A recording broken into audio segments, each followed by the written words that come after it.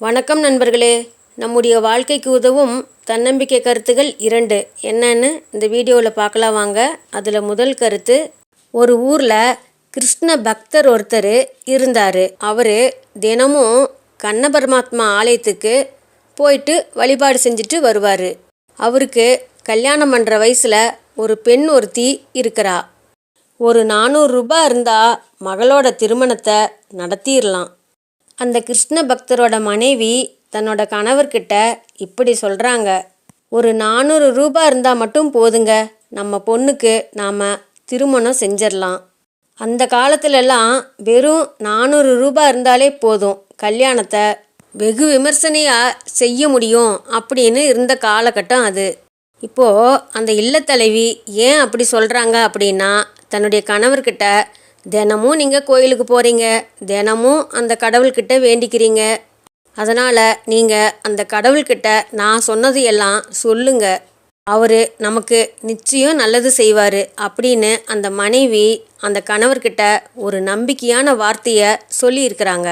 அதை கேட்டுட்டு உடனே அந்த பெண்ணோட கணவரான அந்த கிருஷ்ண பக்தர், சரி நான் போய் அந்த கண்ண பரமாத்மா கிட்டேயே கேட்குறேன் அப்படின்னு சொல்லிட்டு அங்கிருந்து புறப்பட்டு கோவிலுக்கு போயிட்டாரு.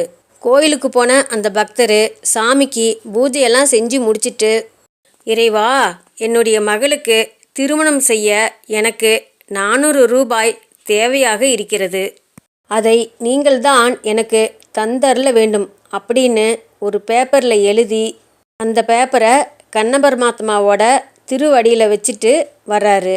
கோயிலை விட்டு வெளியே வந்து வீட்டுக்கு நடந்து வந்துக்கிட்டு இருந்தவர்கிட்ட ஒரு பெரியவர், இந்தாங்க உங்களுடைய மக கல்யாணத்துக்காக பகவான் கொடுக்குற பணம் அப்படின்னு சொல்லி ஒரு சின்ன பையை எடுத்து அந்த பெரியவர் இந்த பக்தர்கிட்ட கொடுக்குறாரு. பணத்தை கொடுத்த அந்த பெரியவர் நிற்காம அப்படியே கிளம்பிட்டாரு. அவர் கொடுத்த அந்த சின்ன பையில் 500 ரூபாய் இருந்திருக்குது. ஆனால் அந்த பக்தர் தன்னோட மக கல்யாணத்துக்கு 400 ரூபாயை மட்டும் எடுத்து செலவு செஞ்சு கல்யாணத்தை நல்லா விமர்சனையாக செஞ்சிட்டாரு. இப்போ அவர்கிட்ட மீதி 100 ரூபாய் இருந்திருக்குது.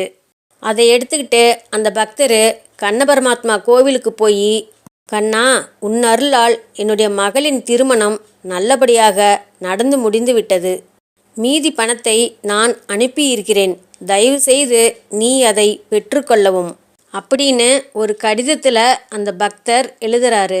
அப்படி அந்த கடிதத்தை எழுதி முடிச்சுட்டு அந்த கடிதத்தையும் அது கூட ஒரு 100 ரூபாய் பணத்தையும் ஒரு சின்ன பையில் போட்டு அந்த பையை கண்ண பரமாத்மாவோட திருவடிகளில் வச்சுட்டு வீட்டுக்கு கிளம்பி போயிட்டாரு. தனக்கு 500 ரூபாய் கிடச்சிருக்கு, தன்னுடைய மக கல்யாணத்துக்கு 400 ரூபாய் தான் செலவாயிருக்கு, மீதி தனக்கு 100 ரூபாய் கிடச்சிருக்கு, அதை வச்சு நாம் சந்தோஷமாக வாழலாம் அப்படின்னு அவர் நினைக்கல. நான் கேட்டது 400 ரூபாய் மட்டும்தான், மீதி 100 ரூபாவை உங்கள்கிட்டயே கொடுத்துட்றேன் அப்படின்னு சொல்லிட்டு கோயிலில் சாமியோட திருவடியில் வச்சுட்டு வந்துடுறாரு. அதுக்கப்புறம் அப்படியே கொஞ்ச நாட்கள் போகுது. ஒரு நாள் அந்த நாட்டோட மன்னர் தன்னோட பொக்கிஷ அறைக்கு போய் அப்படியே பார்க்குறாரு. அந்த மன்னர் தன்னோட பொக்கிஷ அறையை பார்த்துக்கிட்டு இருந்தப்ப அங்கே கண்ண பரமாத்மாவுக்கு பக்தர் எழுதின அந்த 2 கடிதங்களும் அங்கே இருந்திருக்குது. அந்த கடிதங்கள் எல்லாம் படித்து பார்த்த அந்த மன்னர் தன்னோட அனுமதி இல்லாமல் பொக்கிஷ அதிகாரி தான் அந்த பணத்தையெல்லாம் எடுத்து கொடுத்துருக்காருன்னு நினச்சிக்கிட்டு அந்த பொக்கிஷ அதிகாரியை சிறையில் அடைச்சிட்டாரு. அதுக்கப்புறம் அந்த மன்னர் தன்னோட சேவகர்கள்கிட்ட அந்த பக்தரையும் போய் இழுத்துட்டு வாங்க அப்படின்னு சொல்கிறாரு. அதுக்கப்புறம் அந்த பக்தர் வந்த உடனே அந்த பக்தர்கிட்ட அந்த கடிதங்கள் 2ஐயும் காமிச்ச அந்த மன்னர், இந்த 2 கடிதங்களையும் எழுதுனது நீங்கள் தானா, உங்களுக்கு பணம் கிடைச்சிதா, உங்களோட மகளுடைய கல்யாணத்தை நீங்கள் நடத்திட்டீங்களா அப்படின்னு மன்னர் அந்த பக்தர்கிட்ட கேட்குறாரு. அப்படி கேட்ட அந்த மன்னர்கிட்ட அந்த பக்தர், இந்த 2 கடிதங்களையுமே எழுதுனது நான் தான், எனக்கு பணமும் கிடைச்சிது, என்னோட மகளுடைய கல்யாணத்தையும் நான் நல்லபடியாக நடத்திட்டேன் அப்படின்னு அந்த பக்தர் மன்னர்கிட்ட சொல்கிறாரு. அதையெல்லாம் கேட்ட அந்த மன்னருக்கு சரியான கோபம் வந்துருச்சு.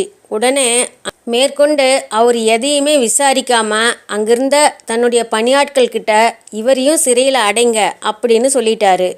உடனே அங்கிருந்த வேலையாட்கள் எல்லாரும் அந்த பக்தரை சிறையில் அடைக்கிறதுக்கு கூட்டிகிட்டு போகிறாங்க. அந்த சமயம் பார்த்து அந்த பக்தருக்கு பணம் கொடுத்த அந்த பெரியவர் அங்கே வராரு. அங்கே வந்த அந்த பெரியவர் அந்த பக்தரை சிறையில் அடைக்கிறதுக்காக இழுத்துக்கிட்டு போன அந்த பணியாட்கள்கிட்ட, நான் போய் அரசர்கிட்ட பேசிட்டு வரேன், அது வரைக்கும் இவரை நீங்கள் சிறைக்கு கூட்டிகிட்டு போக வேணாம், நான் வர்ற வரைக்கும் நீங்கள் இங்கேயே இருங்க அப்படின்னு அவங்கக்கிட்ட சொல்லிட்டு அவங்கள தடுத்து நிறுத்தி அங்கேயே இருக்க சொல்லிட்டு அந்தப்புறத்தில் இருந்த மன்னரை போய் பார்க்குறாரு. மன்னரை பார்த்தவர் மன்னர்கிட்ட, மன்னா, நான் இந்த ஊர் கோவிலில் குடியிருக்கிற கண்ண பரமாத்மா. அந்த பக்தர் எனக்குத்தான் அந்த 2 கடிதங்களையும் எழுதினாரே தவிர உங்களுக்கு அவர் எழுதலை. நான் கொடுத்த 500 ரூபாயில் மீதி 100 ரூபாயை அவர் எனக்கே திருப்பி தந்துட்டாரு. அவரோட தூய்மையான பக்தியை விளக்கிறதுக்காகவே நான் இப்படி செஞ்சேன்.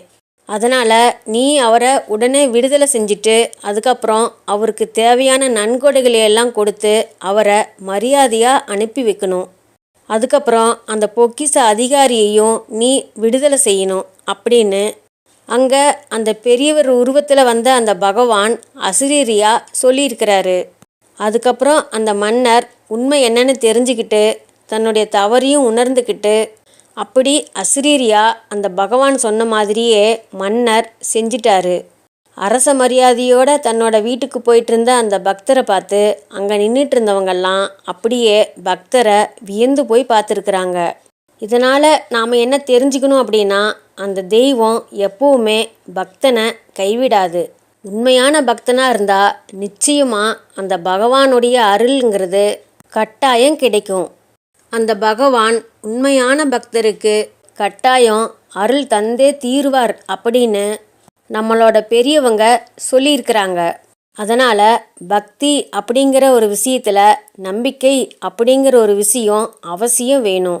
அந்த நம்பிக்கை அப்படிங்கிற ஒரு விஷயம் நமக்குள்ளே வர்றப்ப நம்மக்கிட்ட ஒழுக்கம் அப்படிங்கிற ஒரு விஷயம் தானாக வரும்.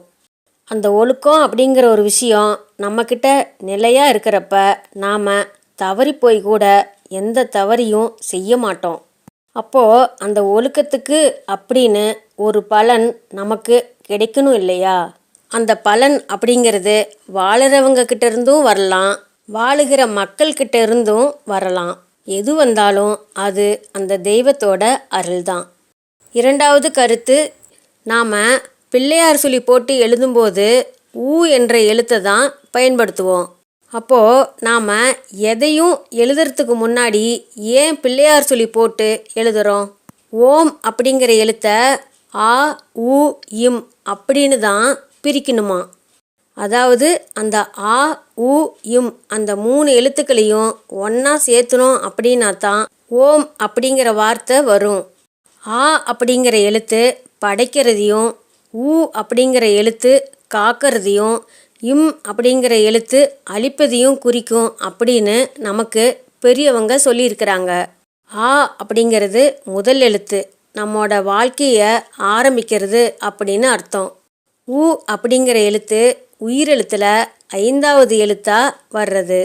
மெய், வாய், கண், மூக்கு, செவி அப்படிங்கிற அந்த 5 உறுப்புகளையும் மனிதர்களான நாம் அடக்கி வைத்திருந்தோம் அப்படின்னா நம்மோட ஆயுள் அதிகரிக்கும்.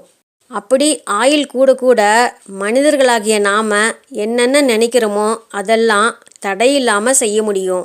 அது மட்டும் இல்லை, ஊ அப்படிங்கிற எழுத்துக்கு காத்தல் அப்படிங்கிற அர்த்தம் இருக்குது. அப்போது ஊ அப்படிங்கிற எழுத்து காத்தல் அப்படிங்கிற பொருளோடு இருக்கிறதுனால இறைவன் நம்மளை காக்கிறாரு அப்படிங்கிறது அர்த்தம்.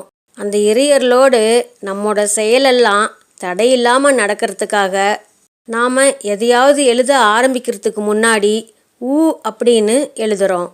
இந்த வீடியோ பிடிச்சிருந்தா சப்ஸ்கிரைப் பண்ணுங்கள், லைக் பண்ணுங்கள், ஷேர் பண்ணுங்கள், கமெண்ட் பண்ணுங்கள். மீண்டும் அடுத்த வீடியோவில் சந்திப்போம் நண்பர்களே.